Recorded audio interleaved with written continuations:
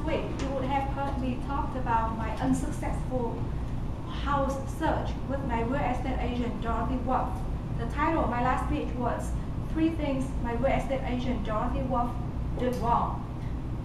And as you know, I spent 5 months with Dorothy in the winter of Chicago, looking at condos, 20 to 31, but I could not find any to buy. So I had to say goodbye to Dorothy. And a friend of mine called me up, say, I know this real estate agent. She has helped me to buy the last 3 houses. Her name is Vivian Frau. I will connect you with her. So I have to say, Dorothy has dragged my expectation of a real estate agent so low that I do not really have much hope for Vivian Frau. I don't think that she would be any different than Dorothy Wolf. But the truth is, after just 2 weeks working with Vivian Frau, I was able to sign a contract to a condo that I still love every single day. And today I'm going to talk to you about the 3 things that Vivian Frau did right that got to that result, so that in your next home search, you would avoid the mistakes that Dorothy Wolf made and learn these lessons that Vivian Frau have, so that you would not waste your money and your time and your energies, and you can avoid the stress altogether and have that dream house. So as I mentioned, there are 3 things I believe Vivian Frau did right. The first thing is act like my mom. I come from Vietnam, and if you are familiar with Asian moms or Tiger moms, you know there's one thing that they will always say to their children day in and day out. Make a guess, what is that one thing that they will say in the morning and the afternoon and the evening? They will say just one thing. Be strong. Yes. Actually, what they are saying is, this is not enough. You can do better. That is what the Asian moms or the Tiger moms would say. This is not enough. You can do better. And that is exactly what Vivian Frau said to me. One time, I like a unit on Irving Park. I called Vivian. I said, I really like this one. Maybe I will get it. But Vivian said, guess what? She said, this is not enough. You can do better. She said Irving Park is a main street, so it's dirty, it's noisy, it's commercial. What you want is a residential area for your single family. And I said to Vivian, I protested, Vivian, I came from Vietnam. My first 25 years was in Vietnam. I live next to a highway. I can do Irving Park. But Vivian said, no, this is not enough. You can do better. And that brings me to the second time. I like a unit on Ashland. I told Vivian I like it, and you know, other real estate agent would have me sign the contract right away as soon as I like it. But Vivian said, no, you can do better. This unit is next to a gas station. It will not have good resale value.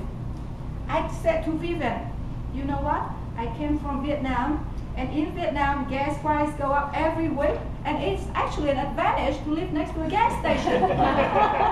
You can get to the gas station before the price went up. But Vivian said, no, it doesn't work here. Wait on, you can do better. There is the last one I saw on, you know, Clark and Irving Park. I said, I really like it. But Vivian said, no, this is a very nice townhome, but you can do better. This is next to a cemetery. And I told Vivian, you know what, when I was in Vietnam one time, I lived next to a pig slaughter center. I would have died to get to a quiet cemetery. So I mean, I don't mind a cemetery at all. But Vivian said, no, it will not have the good resale value. You better wait on. And one day, Vivian called me and she said, you have to see this one. This is the one. And I followed her. I went to see that unit on Byron and Southport. And it's everything that I have dreamed of. It's much more than my original expectations. So as you can see, what Vivian did right, the first thing is she acted like my mom. She raised high standard of what I can get or what I can achieve. And she kept me follow on that dream. So Vivian did the first thing right. She found me the house that I really want to buy. The second thing that Vivian helped me is to get that house. And that brings me to her second advice. Cancel out competition. Cancel out competition. Vivian called me and said, this condo will go today or at open house tomorrow. What we need to do now is cancel out competition. So think about how much you are willing to pay. But remember, we will go to the seller and say, this is our offer, accept it and cancel the open house tomorrow. If you are familiar with the housing searching process and the open house, you know open house is like a zoo. 20 or 30 people would come, have a look at the house, and what they were also doing is they keep track of, that couple seems to be interested in this house. I have to make sure they have a higher bid on them so that I can get the condo. So actually open house is like a bidding, it creates a bidding war. It just stack up the price. So I trusted Vivian. I believe that we should cancel out the open house.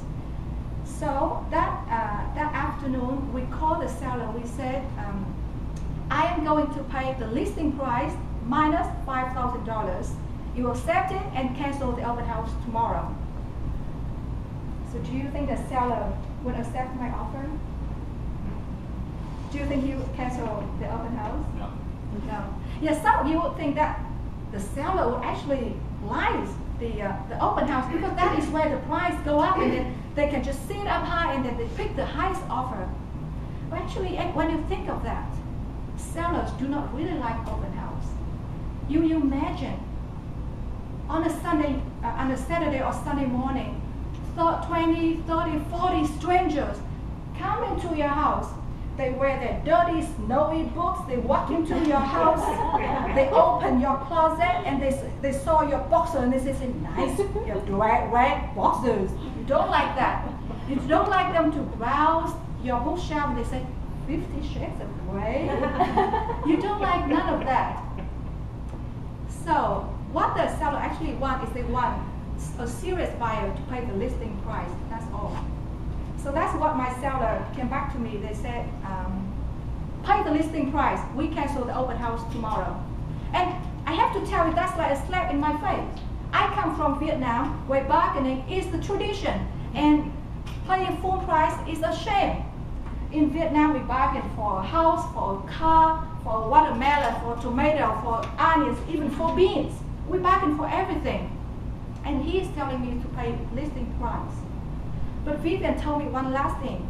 She said, quality trump price. Remember, this is $5,000. It may sound a lot, but this condo is worth more than that. It has great sale value. It's 5,000 K, but you pay it in 30 years. It's like a few bucks a month. Think about it. So actually, I spent several hours. I know I have a deadline for decision to make. I thought about it, but truly, I love this condo. It's really a great one. I was lucky to be able to be in this position to make an offer. So I put aside my ego and I accept the listing price. And that is how Vivian Pham has helped me to get the condo that I love every single day today. And as you recall, there are three things that she did. First of all, she acted like my mom. Second, she said, cancel out competition. And the third thing is quality trumps price. With those three advice, you would be able to get your dreams house and you would avoid all the stress together. Thank you.